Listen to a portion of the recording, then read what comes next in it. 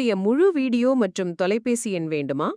உடனே இப்ப நீங்க பார்த்த இந்த வீடியோ கீழே இருக்கிற இந்த பொம்மையின் கைவிரலை தொடுங்க, போதும் முழு வீடியோ ஃபோன் நம்பர் கிடைக்கும். இந்த வீடியோவில் நம்ம என்ன பார்க்க போறோம்னு பார்த்தீங்கன்னா, இட்லி மாவு அரைக்கிற மிஷின், கோதுமை, கம்பு, ராகி, சோளம், அரிசி, ஈரரிசி இதெல்லாம் அரைக்கிற மிஷின், அப்புறம் வெஜிடபிள் கட்டரு.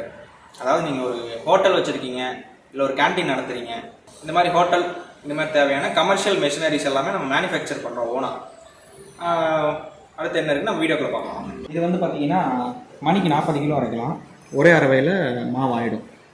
நீங்கள் நைஸாக வேணாலும் நைஸாக எடுத்துக்கலாம், குறையாக வேணாலும் எடுத்துக்கலாம். எல்லாமே இந்த அட்ஜஸ்ட்மெண்ட் பொறுத்து தான் இருக்குது. பிளேட் வந்து பார்த்திங்கன்னா எஸ்எஸ் பிளேட்டு தான் யூஸ் பண்ணுறோம். அதில் வந்து மாவு வந்து கலர் மாறி வருது, இந்த ஆயில் க்ரீஸ் வருது, அந்த மாதிரிலாம் எதுவும் கம்ப்ளைண்ட்ஸ் இருக்காது.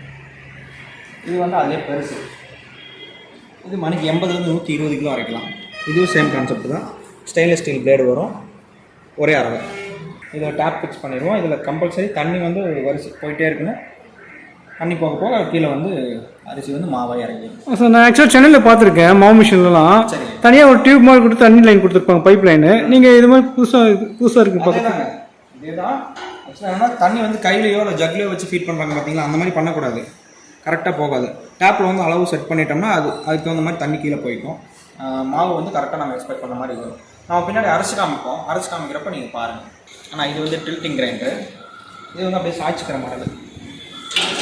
அரைச்சிட்டே அப்படியே நீங்கள் சாய்ச்சிக்கலாம். டோட்டலாக ஃபுல்லாகவே சாய்ச்சிக்கலாம்.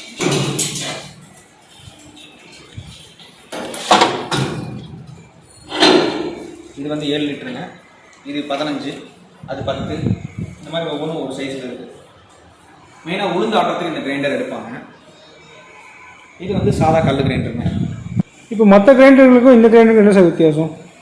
ஆனால் இது பார்த்தீங்கன்னா ஒரு 2 கிலோ 3 கிலோ அரிசி ஊற போட்டு நீங்கள் கல்லில் போடுறீங்கன்னு வச்சோங்க, குறைஞ்சது ஒரு அரை மணி நேரத்துலேருந்து 45 நிமிஷமாவது கிரைண்டர் ஓடணும். அப்போ தான் மாவு ஆகும். அது வந்து பார்த்தீங்கன்னா மேலே நீங்கள் அரிசி போடுறீங்க, கீழே மாவு எடுக்கிறீங்க. நீங்கள் ஒரு பிஸ்னஸ் பண்ணணும்னு நினைக்கிறீங்க, கம்மியான இன்வெஸ்ட்மெண்ட் தான் கையில் இருக்குது. நீங்கள் ஒரு கடை மாதிரி வைக்கணும், ஒரு 50,000 1 லட்ச ரூபா இன்வெஸ்ட்மெண்ட் இருக்குது, அதில் ஒரு தொழில் ஆரம்பிக்கணும்னு நினச்சிங்கன்னா நீங்கள் இதை போகலாம். ஒரு 10க்கு 10 கடை இருந்தால் இட்லி மாவு மிஷின் ஒன்று, கோதுமையில் அரைக்கிற மிஷினு, சும்மா ஒரு 4 மிஷின் போட்டிங்கன்னா போதும். மாதம் 30,000 40,000 வரைக்கும் இன்கம் எடுக்கலாம்.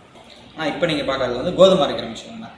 அதாவது கோதுமைனா கோதுமை மட்டும் கிடையாது, கோதுமை, கம்பு, ராகி, சோளம், அரிசி, ஈரரிசி அரைப்பாங்க பார்த்தீங்களா, அது முதல்கொண்டு அரைச்சிக்கலாம். காஃபி தூள் பண்ணுறது, காஃபி பவுடர் மேக் பண்ணுறது எல்லாமே பண்ணிக்கலாம். இது வந்து பார்த்திங்கன்னா ஸ்டெயின்லெஸ் ஸ்டீல் பிளேட் தான் வரும். நீங்கள் வந்து உள்ளே போடுற பொருளுக்கு அந்த மாதிரி சல்லடை மட்டும் மாற்றிக்கிற மாதிரி இருக்கும். இங்கே வாங்க, இது பாருங்கள்.